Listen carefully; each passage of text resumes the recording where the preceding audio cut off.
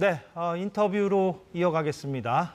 미국계 사모펀드 엘리엇 매니지먼트가 있습니다. 줄여서 엘리엇이라고 언론에서 부르기도 하는데 이 엘리엇이 한국 정부를 상대로 거액의 소송을 제기했고 결과가 나왔는데 엘리엇이 이기고 한국 정부가 졌습니다. 1,300억 원이나 되는 돈을 한국 정부가 엘리엇한테 내줘야 할 상황입니다.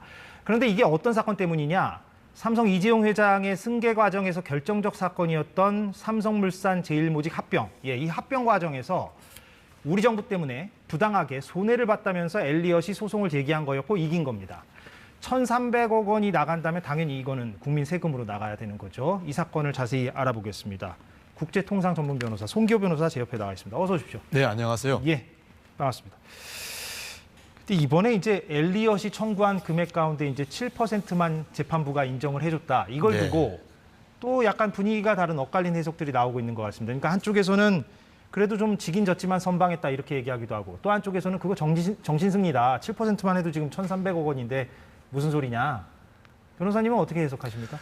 선방했다는 이야기는 처음에 이제 법무부에서 나왔지만 지금은 그런 분위기가 아닌 것 같고요.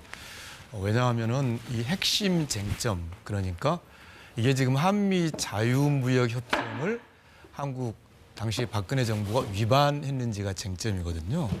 그 핵심 쟁점에서 한국이 패소한 사건이고 더욱이 이제 1,300억 원이라는 세금으로 지급해야 되는 의무가 발생하는 것이기 때문에 지금 법무부의 입장도 이것을 선방이라고 주장하지는 않은 것 같습니다. 예, 그럼 변호사님 보시기에도 그렇게 말할 수는 없다. 그렇죠. 이제 제가 봤을 때는요. 지금 아까 서두에 잠깐 나왔습니다만 삼성물산과 제일모직 합병. 이제 핵심 쟁점은 합병 비율의 문제였죠. 왜냐하면은 그 합병 비율이 어떻게 정해지냐에 따라서 새로 신설될 삼성물산의 대주주가 누가 되느냐. 그게 이제 결국은 이제 삼성의 승계 문제하고 직결되잖아요. 근데 이미 이 합병 비율의 공정성에 대해서는 대한민국 법원에 판결이 있었어요. 그러니까 엘리엇이 가처분 신청을, 즉 합병을 승인하는 주주총회를 정지시켜달라는 가처분 신청을 했지만 우리나라 법원은 그 합병 비율이 현저하게 불공정한 건 아니다. 그래서 엘리엇의 손을 안 들었거든요. 그러니까 이 사건은 우리나라 법원에서 진행된 사건이라면 지금과 같은 판결이 나올 수가 없는 거거든요. 엘리엇이 질 것이다. 우리나라 법원에서 했었더라면. 그렇죠. 예, 알겠습니다. 그런데 이게 이제 지금 다소 이제 복잡하게 시청자들이 느끼실 것 같기도 한데 왜냐하면 2015년 당시로 좀 거슬러 올라가야 되기 때문에 물론 이게 당시에는 국정농단 사건의 어떤 핵심적인 줄기이기도 했습니다. 이번 엘리엇 소송이 2015년 당시에 그 삼성물산 제일모직 합병과 어떻게 연관이 되는지 좀 차근차근 설명을 해주신다면요. 이제 지금까지 우리가 나눈 내용 중에 이미 다 나왔죠. 무슨 말이냐면 언급은 됐습니다. 그러니까 이제 이재용 회장의 경영권 승계가 중요한 현안이었고 그 경영권 승계를 위해서는 이 삼성물산, 그러니까 제일모직과 삼성물산을 합병해서 새로 만들 그 삼성물산의 통합 삼성물산, 그렇죠. 그 대주주 자격이 이제 이재용 회장이 가지고 있어야 되는 것이었죠. 그래야만 계열사 전체를 좀 지배할 수 있는 건데. 그렇죠. 근데 이제 이재용 회장 측에서는 이제 당시에 제일모직에 대해서는 대주주였지만 삼성물산의 주식에 대해서는 많이 갖고 있지 않았죠. 그랬죠. 근데 반대로 이제 이 사건을 제기한 엘리엇은 삼성물산 주식을 많이 가지고 있었던 거죠. 그렇게 본다면 엘리엇 입장에서는 이제 합병 비율을 정할 때 삼성물산이 더 높이 평가되면 평가될수록 새 삼성물산에서 배정되는 주식이 더 많은 거죠. 많아지겠죠. 이건 이제 아마 시청자분도 이해하실 거예요. 근데 이제 이 주총에 올라온 합병 비율은 이제 반대로 제일모직이 훨씬 더 많은 비율, 높게 가치가 평가된 거죠. 제일모직에 더 가치가 높다라고 평가가 됐던 거고 그래서 불만이 있었던 거죠. 그렇죠. 엘리엇 입장에서는 이제 그러면 이제 자신이 가지고 있는 삼성물산이 통합 삼성물산에서 차지할 주식의 비중은 줄어드니까. 여기도 이제 이해하실 것 같은데요. 자, 그런데 이게 왜 그러면은 이 국제중재라는 걸 통해서 지금 당장 우리 국민에게 1,300억 원이라는 부담이 생기느냐. 한미 FTA가 이제 이 다리 역할을 하는 것이기 때문에 그렇습니다.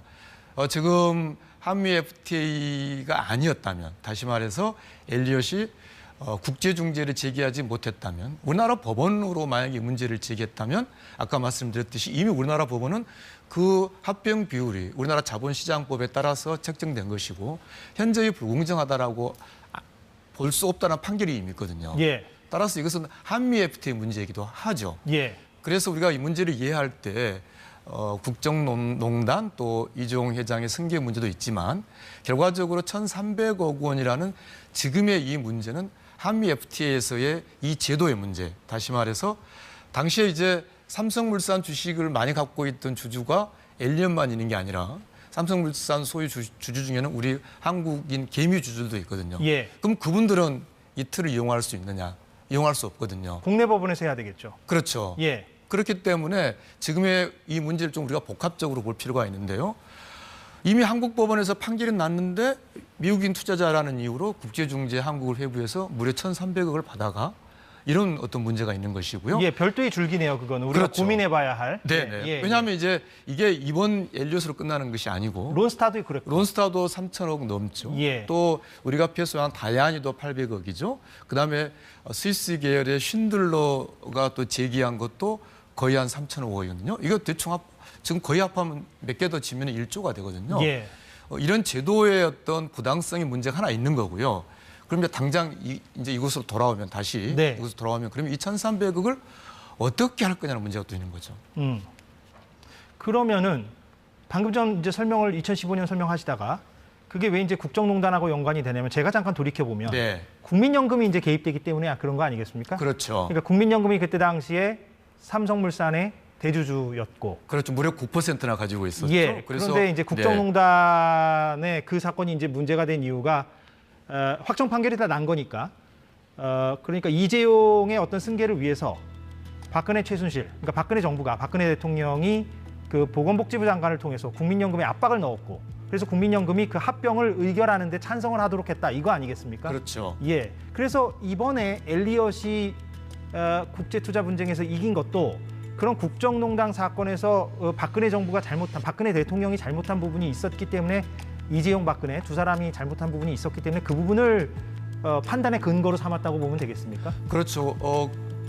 그러니까 불법적으로 즉 우리 법원에서 인정한 그러니까 당시 공무원들이 불법적으로 국민연금공단의 의사결정에 개입했다.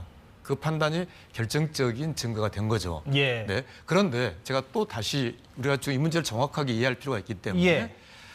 아무리 그렇다 하더라도 당시의 행위가 한미 자유무역협정 위반이라는 판단이 내리지지 않았으면 이 1,300억이라는 판정은 나오지 않거든요. 예. 그러니까 우리가 지금 막연하게 이해할 때 한국 법원에서 당시에 이를테면 문영표 복지부 장관이라든지 이런 사람들이 국민연금공단의 압박을 해서 주주로서의 의사 결정에 관여해서 그게 한국 법원에서도 불법으로 나왔으니 이렇게 나왔나 보다라고 쉽게 이해할 수 있는데 그게 아니고요. 예. 엘리엇은 박근혜 정부의 그런 일련의 행위가 한미 자유무역 협정의 11장에서 규정하는 투자자 보호 조항, 내국민 대우라고 하는 조항, 다시 말해서 엘리엇과 한국인 투자자를 동등하게 대우해야 되는데 위반했다는 거. 외국인을 차별하지 말라는 거. 예, 그 조항을 위반했다는 거. 그다음에 미국인 투자자에게 공정하고 공평하게 대우해야 되는데 그 조항을 위반했다. 결국은 한미 자유무역 협정을 박근혜 정부가 위반했다라는 판단을 이번에 받은 겁니다. 재판부로부터. 네. 예. 그러니까 단지 한국 법정에서도 이미 문영표 복지부 장관의 그 판결에서 불법적으로 관여했다. 그렇기 때문에 당연히 이 판결이 나온 게 아니고요. 예. 이건 어디까지나 한미 자유무역협정이나 틀에서 진행된 것이고 예. 역설적으로요. 박근혜 전 대통령이 한미 FTA를 위반했다고 판정을 받은 겁니다. 예. 그 한미 FTA와 이런 ISDS라고 하나요? 지금 이거를? 네, 국제투자 분쟁이라고 하죠. 국제투자 분쟁. 네. 그 한미 FTA와 이 국제투자 분쟁의 어떤 문제점과 문제의식을 비판적으로 언급하시는 분들은 많고 사실 변호사님도 그 중에 하나라고 제가 알고 있습니다. 그렇죠. 예. 지금 제가 좀 말씀드리고 싶은 것은 예. 제가 이 제도가 아까 말씀드렸죠. 국내 법원에서 한번 정리되는데 국내 법원과 관계없이 또 다른 법질서가 치고 들어오는 것이고요.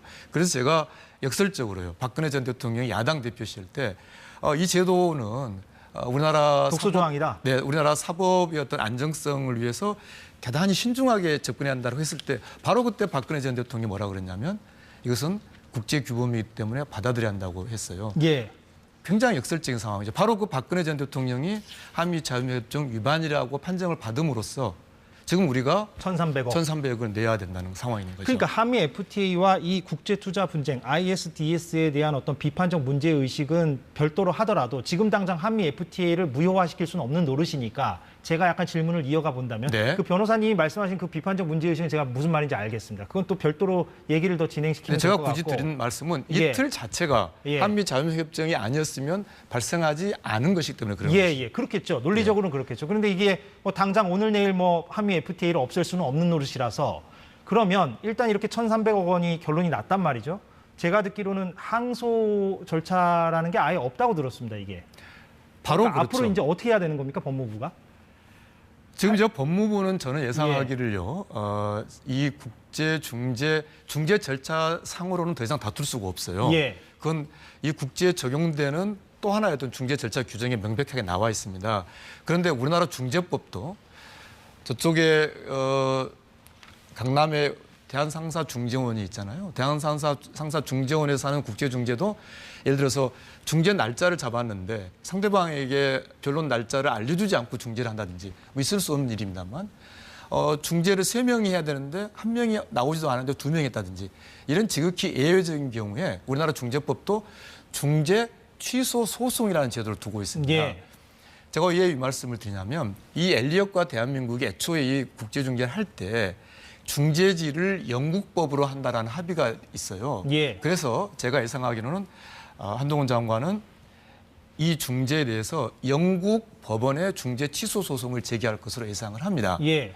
그렇지만은 아까 말씀드렸듯이 중재 취소라는 것은 대단히 지극히 예외적인 상황에서 인정되는 것이기 때문에 예. 제가 제기하고자 하는 문제는 론스타 때처럼 마치 충분한 승산이 있다라는 식으로 쉽게 접근해서는 안 되는 거고요. 예. 잘못된 행위를 했다고 어쨌든 한미 FTA 위반이라고 판단받은 공무원들에 대해서 저는 구상 청구를 해야 된다라는 그런 입장을 가지고 있습니다. 예, 제가 안 그래도 그 관련 질문을 드리려고 하는데 취소 소송을 만약에 법무부가 제기하면 시간은 또 걸릴 것이고 그럼 이자가 계속 붙는 거 아니겠습니까? 그렇죠. 그럼 1,300억 원에서 그 금액은 더 늘어날 것이고 그럼 그것이 최종적으로 만약에 우리가 지는 걸로 결론이 나면 취소 소송을 하든 안 하든 간에 그럼 그 돈을 이제 물어줘야 되는데 우리 정부가 그럼 구상권 청구를 누구에게 할 것이냐? 그러면은 지금 나온 사람들 보면은 박근혜, 최순실 그리고 문영표 장관 그리고 이재용 삼성 회장 이렇게 되나요?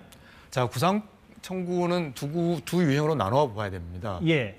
한미 FTA 이야기를 안 할 수가 없는 게 왜냐하면 한미 FTA를 준수해야 될 당사자들은 공무원들이에요. 아, 이재용 회장이 아니라. 네, 이재용 회장이라는 최순실 씨에게 한미 FTA를 준수할 의무는 없는 겁니다. 예, 사인이니까. 그렇죠. 예. 그렇기 때문에 기본적으로 판정문에 박근혜 전 대통령 그리고 문영표 복지부 장관 이런 일련의 공무원들이 어떠한 구체적인 불법 행위를 했느냐가 나올 거고요. 예. 그러면 그분들에 대해서 구상 청구를 해야 되는 거고요. 그럼 논리적으로 이재용, 최순실 이런 분들에게는 구상권 청구 자체가 불가능합니다. 지금 제가 그 말씀 드리려고 하는 건데요. 예. 다만 이 공무원들의 한미 FTA 위반 행위에 대해서 이재용 회장이 어떻게 관여했는가?